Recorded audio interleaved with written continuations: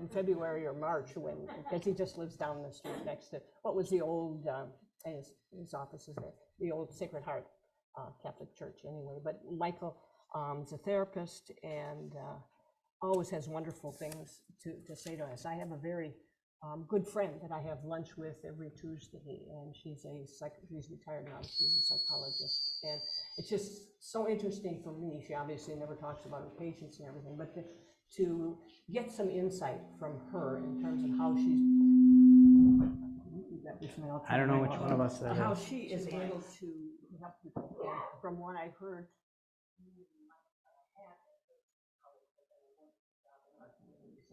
thank you so much for what you do, but also thank you for being with us today. Yeah. At Hanson. Thank you.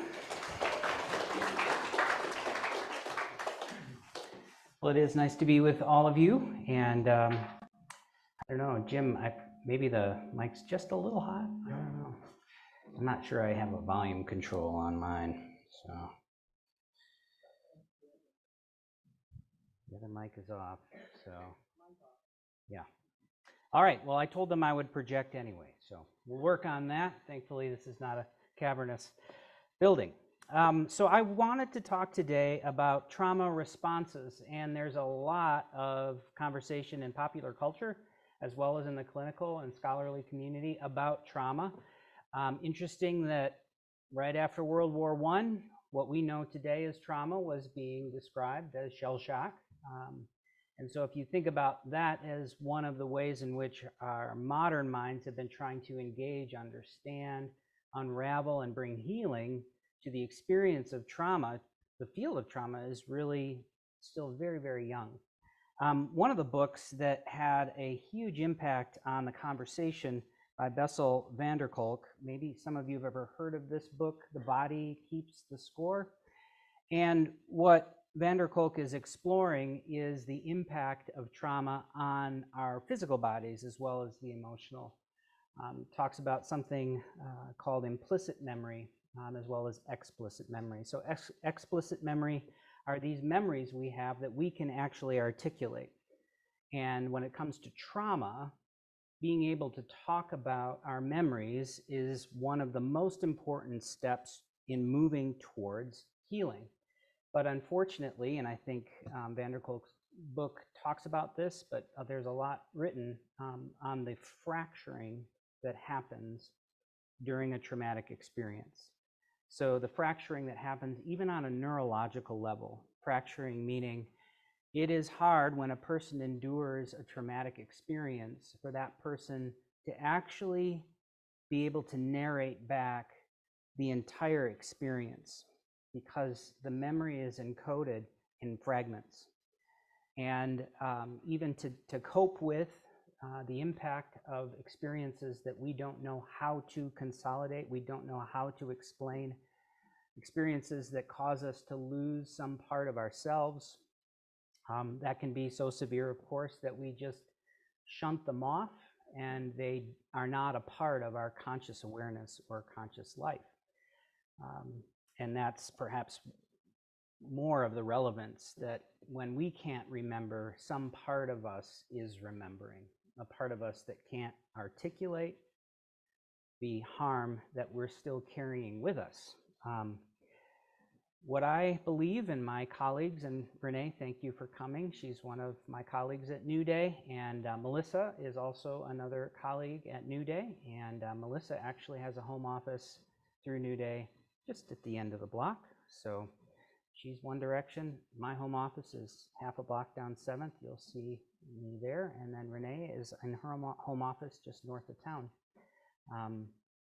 Is it Albert Drive that you're the opposite way from? Okay, so we're good on 8th. So, and you can look us up, newdayresource.com, and we've got cards and contact information in the back if you'd like to talk a little bit more or explore your own story. And that is part of what I do hope that we can reflect on here, is how do we approach our own stories where we're carrying harm, and how can we bring and invite healing into those places? Of course, it's hard to invite healing into places we can't even articulate, places we're not even aware need healing. And that's where I wanted to focus our talk today. And just so we have enough time to, I'm going to put my little timer on so that we'll have time for questions and answers. But we can start by acknowledging that trauma and the evidence of trauma sometimes takes us by surprise. But the good news is, if we know how to interpret what's happening, it can be a doorway that we can then begin to walk further down. So Albert, if you'd be willing to play our video clip. I thought of this clip as I thought about coming today. Carl felt my first show should be today.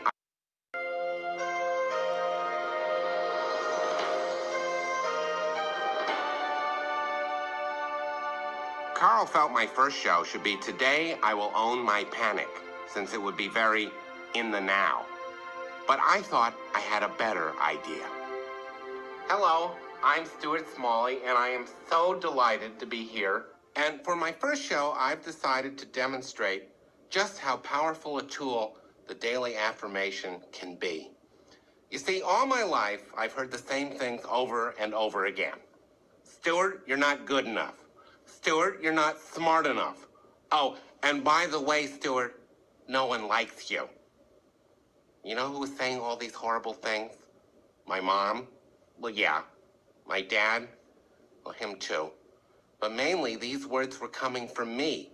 That's right, the little Stuart that sits inside my brain criticizing every little thing I do. Well, today, to show how the daily affirmation works, I've invited someone who has even less self-esteem than I do, if you can believe that. We'll call her Mia C. to protect her anonymity. And Mia, first of all, I want to thank you for doing this. I know how much courage it took. Mia, can you hear me? Yes. I'm sorry. You look a little nervous, Mia. Maybe try to relax a little. Sorry. Well, maybe if you just unclenched your body. Your whole body looks a little tight. Take a cleansing, big cleansing breath. Good. Good. Very, very good.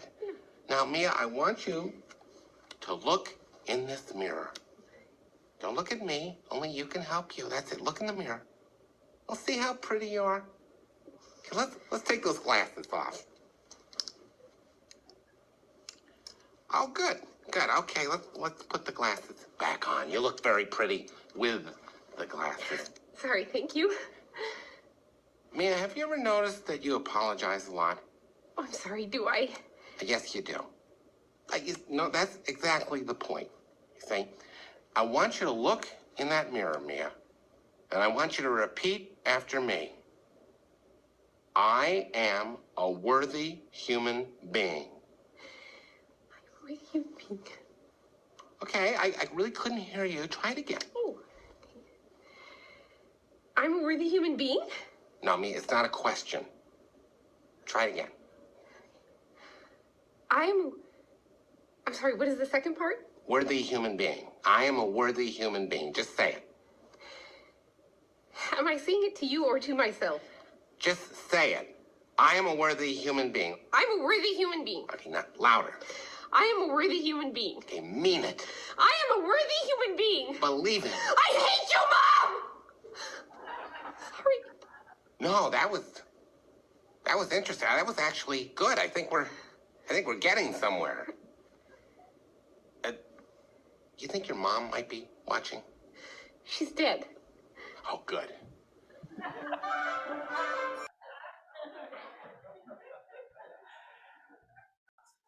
Pretty typical therapy session. Well, did you see in Mia C some trauma symptomology? Is it trauma she can articulate? Only by accident. But as she pressed in, she was able to articulate the start of some of the genesis of that trauma.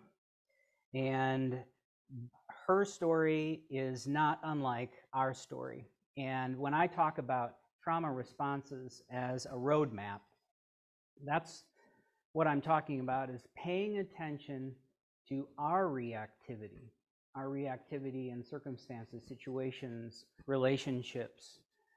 Even before she was able to articulate that her mother was the source of some of her trauma, you could see it in how she held herself. Stuart acknowledged or observed her apologies.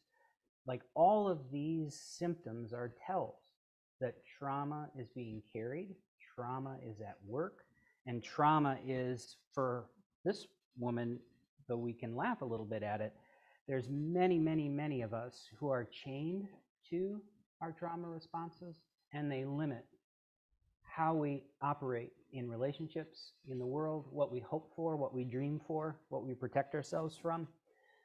Trauma can really capture our ability to self-activate, self-actualize, to become what is possible for us. So trauma is a huge limiting factor.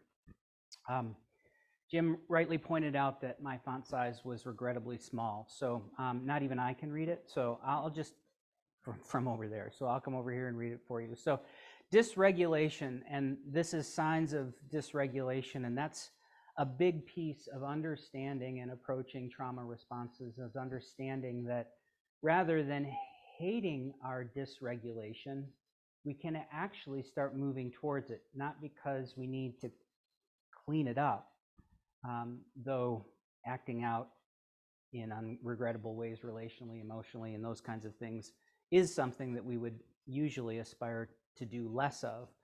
But to white knuckle through those moments where we're just essentially biting our tongue or holding onto the steering wheel, white knuckling through a moment where we're dysregulated, that's not really engaging trauma. It's simply trying to keep the lid on a little bit tighter. And we can get through those moments. But what I'm hoping after our talk today is, if you're aware of some of these kinds of experiences that are occurring in your committed relationships, or out in the world, or even intrapsychically, as Stuart Smalley talked about the little Stuart that sits inside of his head. The fancy word for that are introjects. These people, these tapes that start playing in our heads and our hearts, that were often these tracks or tapes were laid down in our formative years of development. And they're really hard to push back on, especially in the echo chamber of kind of our own heart and mind, which is, again, another reason why I love what I do, because it is an invitation to get out of that echo chamber and invite someone else into that space, your interior world. So just some of the signs of emotional dysregulation: severe depression, anxiety, high levels of shame and anger, self-harm, excessive substance use, high-risk sexual behaviors, extreme perfectionism, which might be redundant, highly conflictual interpersonal relationships, disordered eating, suicidal thoughts or attempts. And one of the things that this chart is trying to communicate is what's known as an arousal response, and that's not sexual arousal. Psychologically, arousal is the description of parts of us that wake up. So a slap across the face is arousing, not sexually, but it certainly awakes the systems of responses in your body. Aromas, wonderful apple pie at Thanksgiving is very arousing in the sense that it is waking up your ability to respond and perceive. So affect regulation on this scale has to do with the level of arousal, and the sweet spot in this illustration here in the middle, your emotions are relaxed excitement and sensations are calm, alert, aware, and attentive. Another way to talk about this from a brain state is that your frontal lobe, your executive state, is the part of your brain that you have the most access to. When you're in that regulated state, you're really able to function really well. Once you become triggered to the point where you lose your ability to self-regulate, and your brain will actually start changing the part of the brain that it's using to engage and respond to your world. So your executive state starts to shut down and your emotional centers start to light up, And if the arousal is significant enough, even the emotional centers of the brain will give way to the fight, flight, freeze, submit response. And so in the fight, flight, freeze response, from what we know now, that's about as far away from your executive state as you can get. So people who are significantly dysregulated, the way to help them into a different brain state is not through lecturing or laying down the law. Your emotional intensity tends to push them farther into that state. So this is obviously relevant for all of us, but certainly for parents, because it's hard when your little one is dysregulated and it's time to go to bed and you just want to be done with your parenting job. It's hard many times for parents to stay regulated in that state. Just put your PJs on, stop running around, get your teeth brushed, right? That response is understandable, probably ubiquitous. But for the child experiencing a giant grown-up, that's going to be an inhibitor for staying in their executive state, isn't it? So just understanding that this arousal and how it interacts with our trauma responses, to me, is essential to understanding our responses. So many times for the hyperarousal, this is hyper, that's hyperarousal, panic, terror, rage, racing heart, faster breathing, tightening in the chest, stomach jitteriness, we tend to associate that with dysregulated. When you're loud, when things are getting thrown, when profanity is flying, when you're sobbing or crying, like that kind of experience we think of as dysregulated. And while it is, what I appreciate about this particular illustration is you can be just as dysregulated in a hypo-aroused state. And that is, you're dysregulated, it's just that you're withdrawing or disappearing or kind of shrinking. So shame, hopelessness, and despair are strong emotions in a hypo-aroused state, and numbness, being shut down, shallow breathing, difficulty concentrating, even feeling sleepy. So I think it's helpful to recognize that if you're not one to kind of lose yourself and fly off the handle and hit the ceiling, all those things, that doesn't mean that you're regulated necessarily.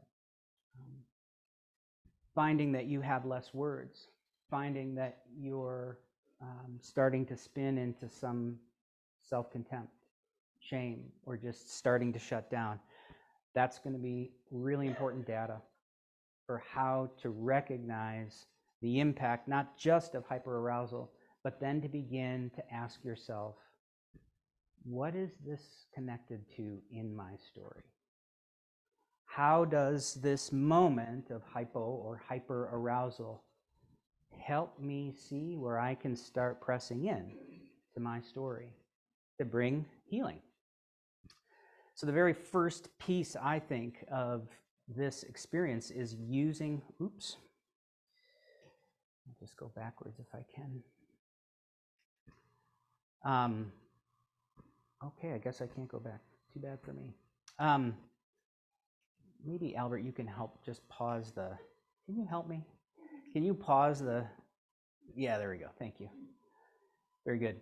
So in moving from arousal and our responses to trauma to the pathway of healing, I developed this. This is something that I use with some of my clients at New Day, just to help conceptualize the mechanics of how trauma, harm relate to shame, contempt, and then our style of relating. And we can go to the next slide now. Thank you. He knows what he's doing. Very good. Okay, so with these concentric circles, what I'm trying to identify, doggone it. Sorry, gang. We might just have to look at it through this, don't we? So core needs, and I think these come online, and I talked about this in my last visit a year ago, is that core needs, I think, come online at birth, and I think they stay active throughout the entire lifespan. I think we're all asking the question every day in just about every experience. One, am I safe? Am I safe physically in my environment? Am I safe relationally in my environment? Am I safe emotionally in my environment? I think each of us is asking that throughout our entire lifespan, and we're always assessing and trying to come up, obviously, with a positive, validated, yes, I am safe. And oops, let's go, there we go. But two more, am I significant? That is, do I matter? Is there a point for me being here? Do I have anything to contribute? And am I lovable? Do those that I need me? Do those that I love me? Am I someone worth pursuing? And those are more existential questions. I just think they reside in the human heart, and I think they're pinging in all of our relationships. And you can perhaps just see that in any committed relationship, our experiences from day to day with that person or persons are going to be touching on these experiences. And a good day with your partner, my guess is that these three are being affirmed and validated. A bad day, they're being invalidated. And that, maybe you could go to our next slide. And that's where harm happens. So harm in this illustration happens anytime one or more of those three core needs are invalidated. When you're not safe, when you don't matter, when you're not lovable. And maybe all of us know the story of the child who's on the playground in grade school. Everyone's lining up to be picked for teams, and you're the last one picked, right? And not just are you the last one picked, they're fighting over which team has to have you, right? That would be a childhood example of where those three core needs are all being invalidated. And it can be a powerful developmental experience for a child who experiences, I'm not safe. Why am I not safe? Well, because in my peer group, I'm being humiliated. I'm not safe. And obviously, I don't have what it takes. They're fighting over who has to take me, and nobody wants me. So just a simple example of how one experience now can trigger an experience of harm. Just think about that experience being repeated for kids who've been bullied, for kids who go home and are bullied at home. And that becomes a normative experience as their self-concept is developing. That's where we get some of this ingrained trauma responses because of all of the harm that occurs.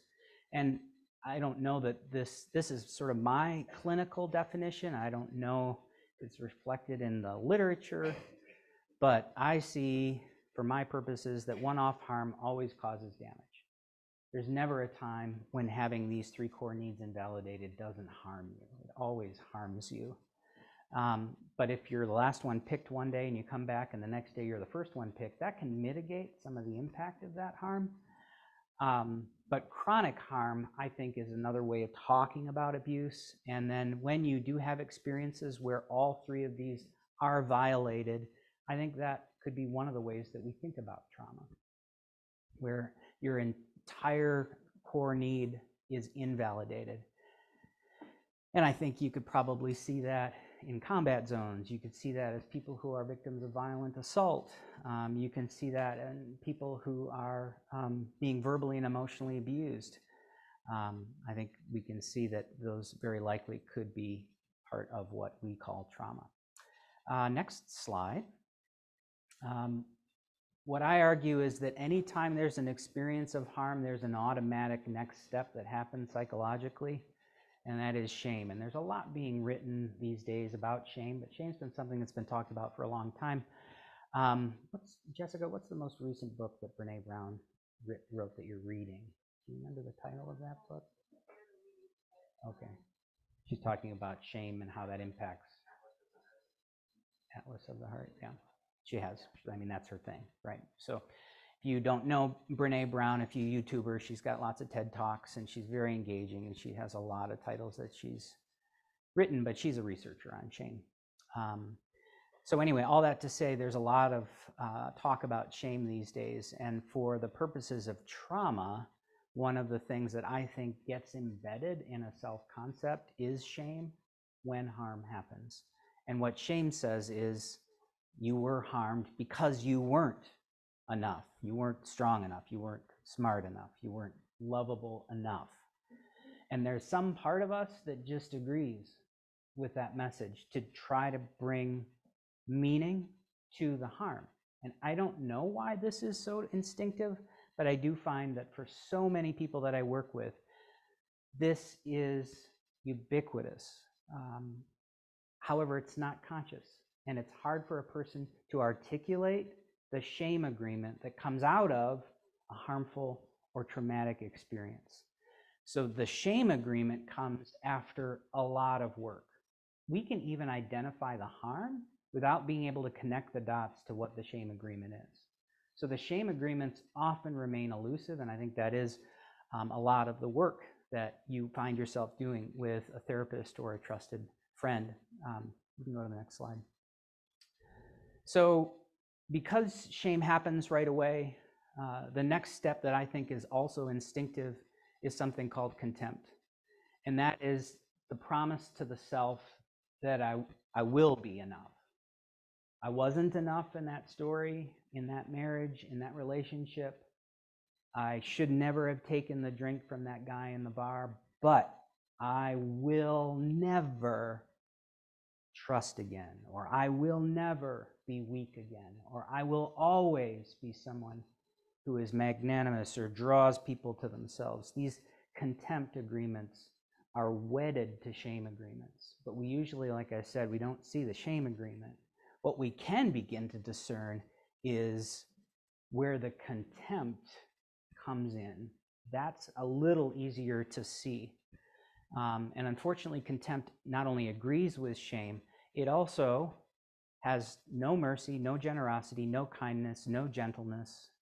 Contempt is merit-based. You have to earn approval. You have to earn validation. So contempt has a really hard edge, and it is merciless. And in that way, it actually takes life. It doesn't give life. Contempt is not a nurturing experience, a life-taking experience. And next slide. The last layer that I talk about is the style of relating. And the goal of a style of relating, which right around here are strategies we develop, usually early, that we refine over time, strategies that make relationships and experiences safe. Safe meaning that the three core needs are either obscured in whatever style of relating we've developed, we're not going near those things, or we've developed strategies that we believe will help us validate those three core needs. Unfortunately, it's rooted in contempt, and contempt is not actually a nurturing, healing experience. And our style of relating, when it's rooted in contempt, can't do anything but continue to actually reharm us. Another talk I'd love to give is on the concept of trauma bonding, and that's a complex concept, but it's related to how we make sense of the trauma and our experiences and how we try to resolve or bring healing to those traumatic experiences. And style of relating is one of the ways that we try to resolve or bring healing to the experiences where we felt unsafe, like we didn't matter, like we're not lovable enough. So that's the basic rubric of how I approach starting to put words to our trauma responses and the stories that gave rise to them. But we're starting in those concentric rings, usually at the outer ring, and we're moving towards the center. For some people who have severe traumatic experiences, even the stories of harm are obscure. It's hard. And from what we're learning, when you do have a recollection of a severely traumatic experience, it even is fragmented and fractured. So our ability to even talk about the entire story is compromised. And for many of us, some of those severely traumatic experiences also happened when we were in our childhood years. That is, we're remembering the experience through the eyes of a child. And the child continues to narrate the meaning of that experience into our adult lives. And that also is a profoundly limiting experience, because children, how they operate in their world, it's very different than how we operate in our world. And children are often very, very egocentric, but it's developmentally appropriate. So for instance, one quick story, and I'll end with this. In one of the group counseling sessions that I was a part of, there was a man who talked to the group about an experience in his childhood where he was 6 years old, and his parents on a Sunday afternoon were having their friends over, and they had cocktails in the backyard. And Dad said, "Watch after your brother." Okay, so the 6-year-old is watching his 4-year-old brother. Parents are home. Well, the little 4-year-old walks over on this summer day in the garage over to a metal folding chair, sees a mason jar full of water, and takes a swig, and immediately starts screaming. And the older brother, who's telling the story, is terrified at what's happening, doesn't know how to understand it, and runs to the backyard to tell his dad that something's wrong. So the parents come in, and the father immediately knows what happened. He had the lawnmower battery out. It was sulfuric acid. When his friends came over, he just got distracted by cocktails. But the aftermath was not that the parents took responsibility. They said, "How could you have let this happen?" to the man who's telling the story. And to the day of the telling of the story, he still believed he was responsible to keep his little brother safe, and that his inability to keep his brother safe was on him.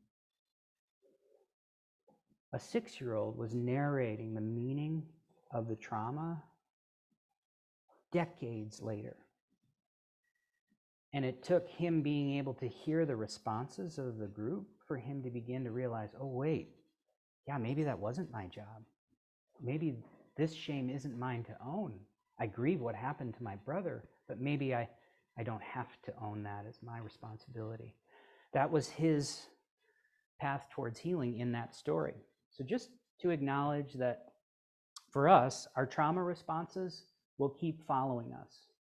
And if we keep them at bay and pretend not to see them, we will miss opportunities to begin to bring healing into our stories. So, thanks for your attention. And we have time, I hope, for some questions.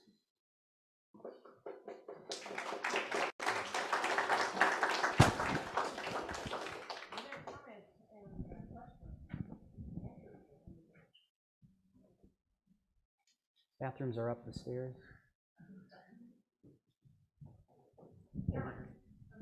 Thank you for a really excellent talk and insight that I think we can all use no matter what major or mild trauma that we go day to day.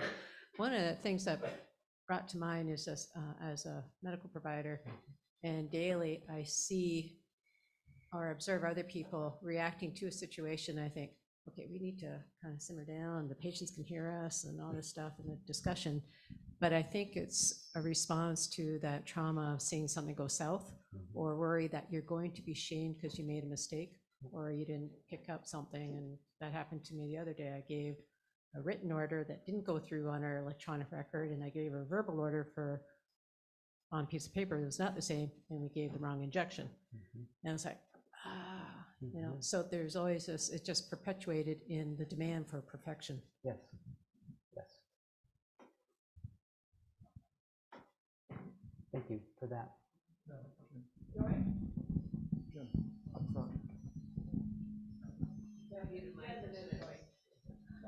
We've got one. Okay. Thank you for what you've done for us today. Is it when one has trauma, does it follow you throughout your life? If that, when it does that mean that there was not enough healing? Can it be resurrected? I mean, everything's going fine, let's say, for the individual, and can it be resurrected like when someone maybe says something and it comes back? Yep. And I think maybe some of us have actually lived that experience where something happens decades later that resurrects a memory, or we start unraveling emotionally or psychologically in a way that we can't explain. Yes, so that happens all the time. And it's an invitation for us to become curious, not about our deficiency, but about where is there healing that could yet still be invited. So many of us look at trauma responses as a de facto judgment against us and our insufficiency, or you're always losing your cool, those kinds of things. We're critical, self-critical, when we're not placid or relaxed, and that's just a missed opportunity. Good question. Thank you. And then one last one. Can self-confidence be forever destroyed? It can when the shame agreement remains unexamined.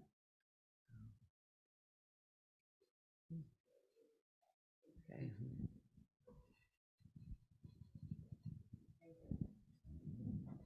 A couple of questions, and one ties right into her question in that, can we ever then reach a level where we have all of those resolved? Or is that indicative in like someone like the Dalai Lama, who seems to have, but is that end game or end goal? Sure. And is it really achievable for the average person? Right, great question. Yeah. Can we get to nirvana? I don't want to knock the Dalai Lama, but if I had minders around my entire life, I might find being placid might be easier. But so just think, and I don't want to trigger anyone, but if you can imagine losing a child, in the immediate aftermath, the intensity of the loss is overwhelming, and you lose your way. And 2, 3, 4, 5 years later, the crushing grief isn't manifested the same way. You're actually able to put your shoes on. You're actually able to remember what you're supposed to do that day. You're able to go through your life in a way that's not as disrupted as it was in the aftermath of the loss. But there will never be a day when it's okay. And you'll always be grieving what could have been. And I think that's analogous to what we're talking about. That for some people, the trauma response is so unexplored and in that way new, that they can't even approach the story without eliciting a lot of flashbacks, unwanted memories, heart palpitations, panic responses. There are stories people cannot approach. So one of my colleagues, Melissa, she does EMDR. And one of the really important components is that she helps people start to abate those panic responses through that modality of EMDR. So once you get the trauma symptomology under control, that's great, but it doesn't resolve the shame agreement or the story. It just was a barrier to processing the story. So then once we can manage the trauma response, now we can start moving into the impact of the story and why it has been so difficult to integrate. But, I think we do often wish, when can I be done with it? Like, when is it over? And do I have to be a mess the whole time? And I think that's a beautiful longing, and I think we can become more and more whole. But I think in most trauma, I think therapists also would agree, the goal of trauma is actually to start consolidating and integrating the pieces and the stories into a whole concept, self-concept, that we can explain the meaning of the experience. If you think about somebody, for instance, who has dissociative identity disorder, we used to call it multiple personality disorder. One of the modalities of helping a person resolve those trauma symptoms is to begin to identify the separate personalities and begin to integrate them into one concept of the self. But most people who have that experience of being dissociative in that way, they still acknowledge these separate parts are with me. I don't know if you saw Beautiful Mind, but how those vestiges of those hallucinations, one of the scenes as he's teaching as an older man, and they're stalking him on his way to his classroom. And he acknowledges, I can't talk to him because if I do, stuff starts to unravel. But they're right here in his peripheral vision. And I feel like trauma and the response of trauma has something to do with how do we live in the tension of acknowledging that there are pieces still there. But he was able to go throughout the rest of his life and have a really rewarding experience. So I think the more you press into healing, the more integrated you can become. And that makes you more resilient. So My other comment was that it's interesting that trauma seems to have a greater effect than, say, joy. Sure does. Or huge positive experience. And that's just an interesting observation about us as human beings. Yes, it's coded in a different part of the brain. It's really intriguing that those bad memories have a longevity and an impact. Could you just repeat the name of that first book that you held up? Yep. Thank you. Bessel van der Kolk, The Body Keeps the Score, and I'll have it with me if you want to look at that. Do you think there's reason to believe that having experienced trauma or even just some difficulty helps one develop compassion for others? And if so, can that compassion be used in the healing process? I mean, if you're helping other people deal with their trauma, is that helpful to your own healing? Absolutely. I think you can't find a therapist who doesn't have their own story that drove them into that line of work.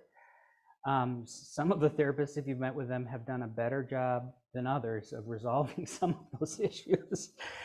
I sat with a therapist once and I wondered, which one of us is the patient? But then the second part of my question is, someone who's had been fortunate, really fortunate in their life and has not had difficulty, is it harder to develop compassion, or is compassion just something you're born with? Right. I think that the ability to be compassionate has to do with how you deal with your shame agreements. So someone who doesn't have compassion, I would expect to look for that style of relating and the contempt that came out of that. If you're hard and you just won't let things affect you, pull yourself up by your own bootstraps, God helps those who help themselves, all of that unempathetic response, I see that as all guarded, defended behavior. So to me, that's a tell of trauma right there. I think we've even had presidents like that.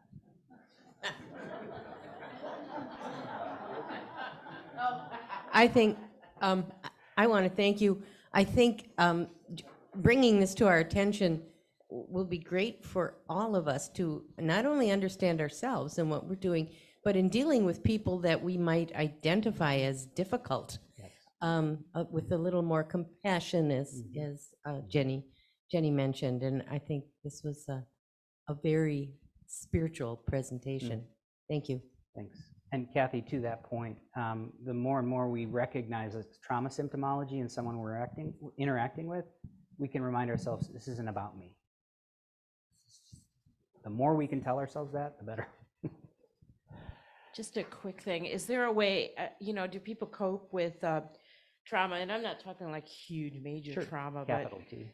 but by tapping into the positive of everything and really being able to move things to a positive spin on things always, and tapping into joy as much as possible.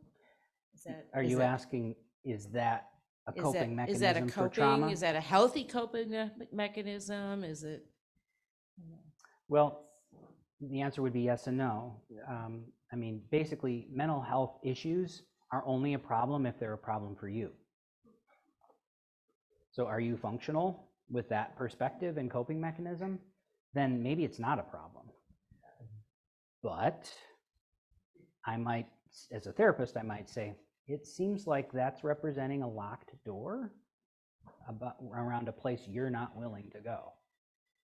Why is the door so locked? Why can't we approach some of those harder, more difficult questions, experiences? Why do we always have to look on the bright side? That the answer is in their story.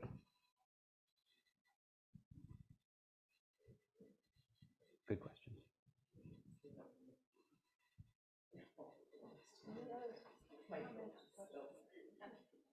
Not again, thank you so much.